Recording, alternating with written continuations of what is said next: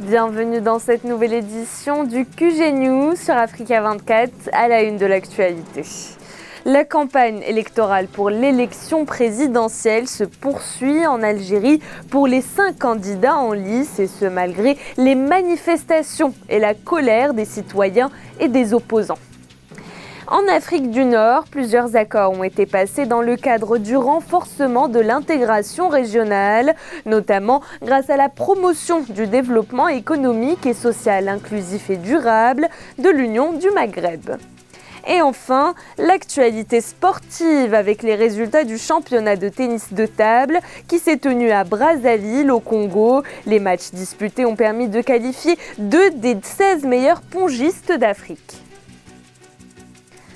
Mais tout d'abord, dans l'actualité, Brice Lacruche à Lianga, Noël Mbumba et Jean-Fidèle Otando ont été limogés et destitués de leurs fonctions au sein du gouvernement gabonais. Le président Ali Bongo Ondimba a procédé à un remaniement de son gouvernement ce lundi 2 décembre, une décision qui intervient durant la vaste opération Scorpion menée par le procureur André-Patrick Ropona et qui concerne la haute administration gabonaise. Cette opération de police a déjà abouti à 13 placements en détention préventive et plusieurs gardes à vue.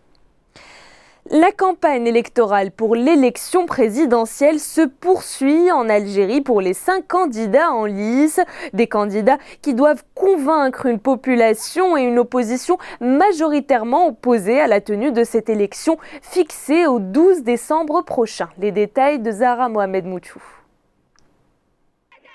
Face à la pression des manifestants, le pouvoir algérien reste sur ses positions. L'élection aura bel et bien lieu à la date prévue.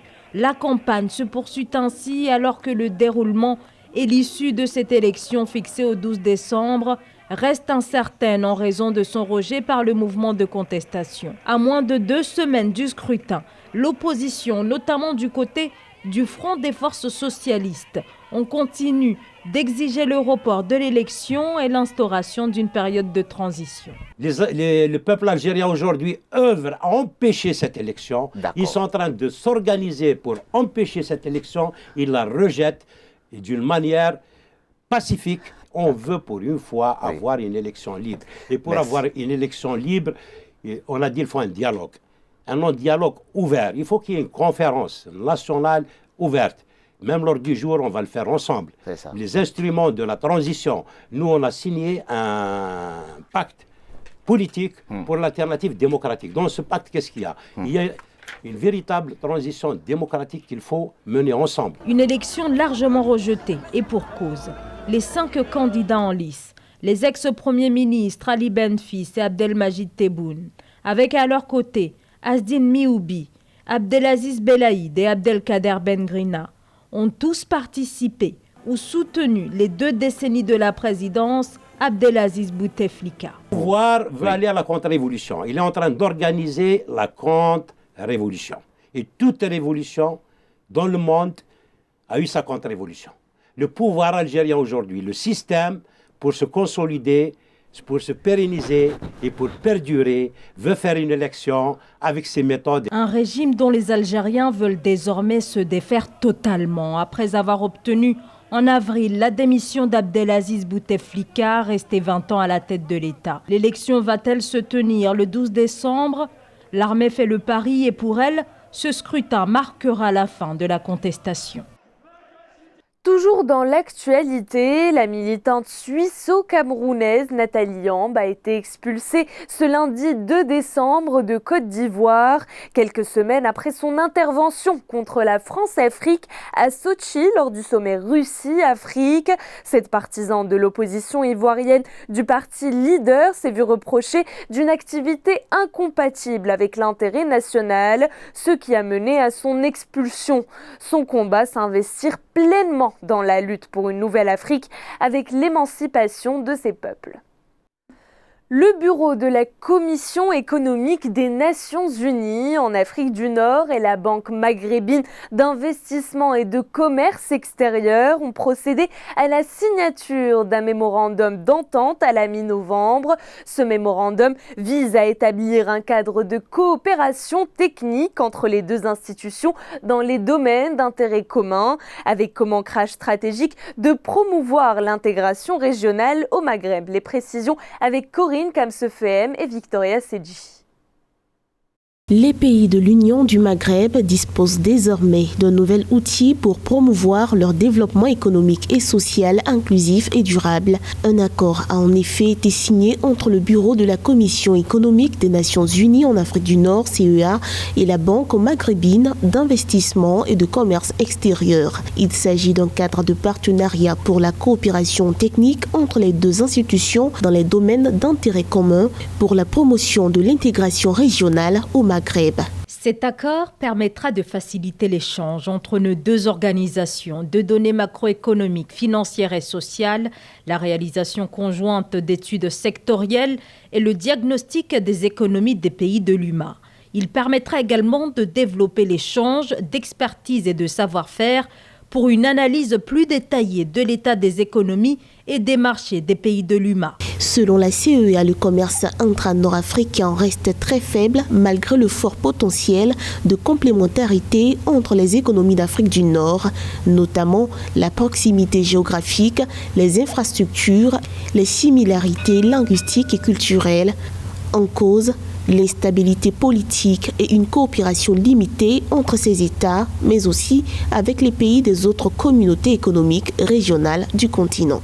Aujourd'hui, toute la région qui va de l'est du Sénégal jusqu'au Burkina Faso, puis qui va pratiquement jusqu'au Tchad, cette région, c'est vrai qu'elle est semi-désertique, mais d'un autre côté, l'élevage bovin est tout à fait possible. On pourrait avoir des ranchs plus impressionnants que ceux des États-Unis. L'Union du Maghreb entend tirer un meilleur profit de la zone de libre-échange continentale par le développement des chaînes de valeur régionales. Néanmoins, pour y arriver, prévient la CEA, il est nécessaire de relever et répondre aux défis liés aux besoins de facilitation du commerce, idéal pour réduire les coûts de transaction et éliminer les obstacles au commerce qui constituent des freins à l'intégration régionale en Afrique du Nord. La conférence sur la prospérité en Afrique s'est ouverte ce mardi 3 décembre à Djibouti. En marge de cet événement, 8 chambres de commerce de 8 pays de la Corne de l'Afrique se sont réunies pour discuter de solutions liées à la paix dans la région et le commerce intra-africain, devenu indissociable à la prospérité dans cette zone du continent. Reportage de Olivier Adjacotan. Les chambres de commerce des 8 pays de la Corne de l'Afrique veulent renforcer l'intégration à travers le commerce pour une prospérité partagée. Hormis Djibouti et l'Éthiopie qui ont des échanges commerciaux à hauteur de 90% selon des experts, la coopération commerciale entre les 6 autres pays de cette zone reste encore marginale.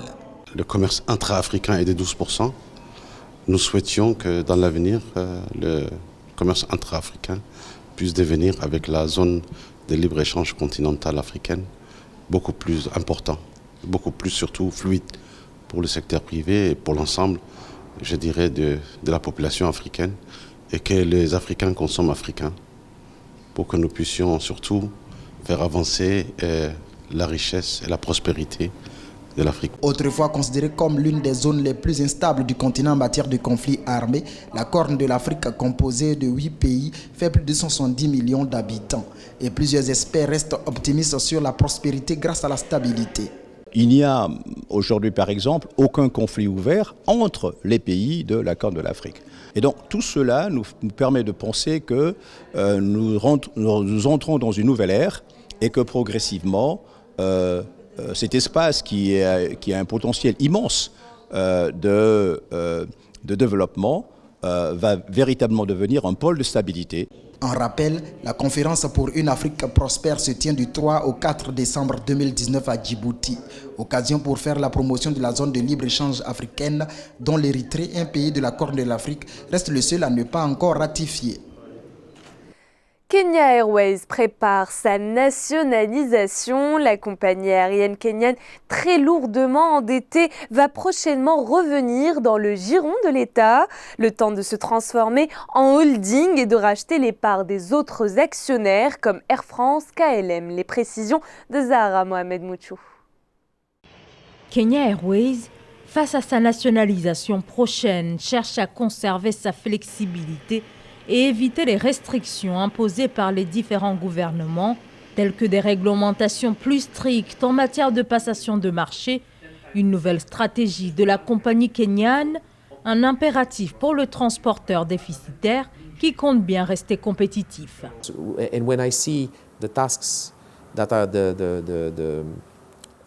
Quand je vois les tâches, les objectifs fixés à notre concurrence autour de nous, aucun d'entre eux n'est répertorié, aucun d'entre eux ne paye de dividendes. Aucun d'entre eux ne doit vraiment être sain financièrement. Ce qui leur est demandé est de gagner suffisamment d'argent afin de se subvenir eux-mêmes, sans l'intervention du gouvernement. Nous savons tous que la plupart des jeunes entreprises qui nous entourent sont fortement soutenues financièrement par leur gouvernement. Kenya Airways a été privatisée il y a plus de 20 ans, mais la compagnie s'est lourdement endettée, tandis qu'en face, des pays comme la Tanzanie et le Rwanda investissent massivement dans leur compagnie nationale, menaçant alors la part de marché de Kenya Airways.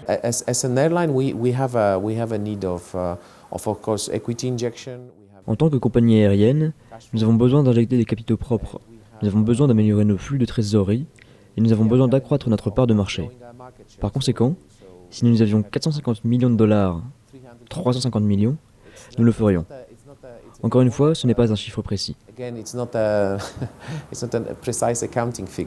Les conditions de la nationalisation de la compagnie nationale et son intégration dans une holding publique avec l'aéroport international de Nairobi sont actuellement à l'étude au Parlement qui souhaiterait finaliser la transaction d'ici la fin de l'année. Au Sénégal, les acteurs issus du pastoralisme ont bénéficié d'un financement supplémentaire de 2 milliards de francs CFA. Cette enveloppe, entrant dans le cadre du fonds de résilience du bétail, permettra de renforcer les capacités productrices des éleveurs et de leur assurer une meilleure accessibilité au crédit financier. Le but, développer le secteur et apporter un réel soutien à ces éleveurs. Un sujet d'Amenedji, commentaire dans Bijou Noméniou. Auparavant chiffré à 2,5 milliards de francs CFA, le fonds de résilience du bétail au Sénégal, estimé aujourd'hui à 4,5 milliards de francs CFA, devrait connaître une hausse. Ceci suite à la décision du président Macky Sall d'apporter un soutien aux éleveurs face aux nombreux défis que présente le secteur. Je crois que tout ça là, c'est en fait pas dans une politique réfléchie. Il faut peut-être serier les différents problèmes de l'élevage, l'insémination artificielle avec plus de viande et plus de lait, mais le problème de fond restait le problème de l'alimentation. C'est extrêmement cher au Sénégal. Une enveloppe supplémentaire de 3 milliards de francs CFA, soit 4,6 millions d'euros, a également été accordée en faveur du Fonds d'appui à la stabilisation dans le budget 2020 de l'État, en vue de faciliter l'accès au crédit par les populations. Il servira également à financer les investissements pour le fonds de roulement lié à la création de fermes privées modernes, ce qui permettrait d'accroître la productivité et la compétitivité des différentes filières animales. L'État devrait mettre en place une politique fourragère et d'autres politiques pour ne plus dépendre quand même de l'alimentation industrielle, ce qui n'est vraiment pas le cas. Donc, moi je crois que c'est du secours en fait que l'État fait à chaque fois qu'il y a un bémol quelque part, mais que franchement je crois qu'il manque une véritable politique de développement quand même sectoriel. Au Sénégal, le projet de développement du pastoralisme avait été initié en 2015 avec un montant global de 30 millions de dollars, soit environ 15 milliards de francs CFA. L'objectif est de contribuer à la réduction de la pauvreté et au renforcement de la sécurité alimentaire et nutritionnelle des populations vulnérables dans plusieurs régions du pays. 5 pays de la sous-région d'Afrique centrale ont pris part au championnat de tennis de table, parmi lesquels le Congo, pays hôte, la République démocratique du Congo, le Gabon, le Burundi et le Cameroun du 28 au 30 novembre 2019 à Brazzaville. Au terme de ces confrontations, les pongistes de la RDC ont remporté le plus grand nombre de médailles d'or et avec à la clé la qualification de 2 d'entre eux au prochain tournoi continental nommé Top 16 qui réunira les 16 meilleurs pongistes en mars 2020, mais cette fois-ci en Tunisie. Reportage de Deva Panzou. Gédéon Kassa s'est qualifié pour le top 16 d'Afrique grâce à sa victoire devant son adversaire Michel Lignanzi en finale simple messieurs du championnat de tennis de table de la région 3 Afrique centrale ce week-end à Brazzaville. Il a été imité par sa consoeur Flavia Kimbu qui a dominé la Camerounaise Harriet Ntumnui en finale simple. La différence est que parce que je viens de faire déjà deux compétitions internationales open africaines au Bélarussie.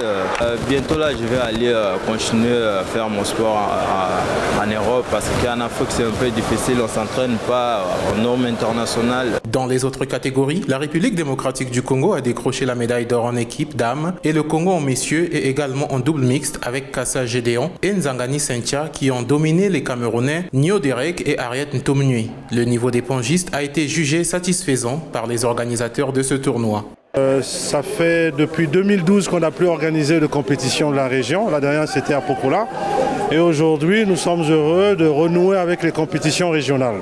On ne peut pas blâmer les joueurs.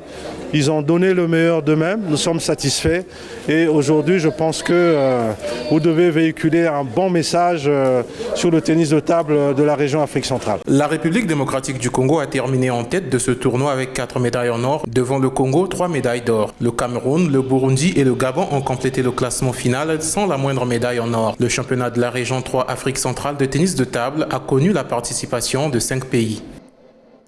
C'était le journal de la rédaction. Merci de votre fidélité. Dans un instant, une nouvelle édition de l'information sur Africa 24.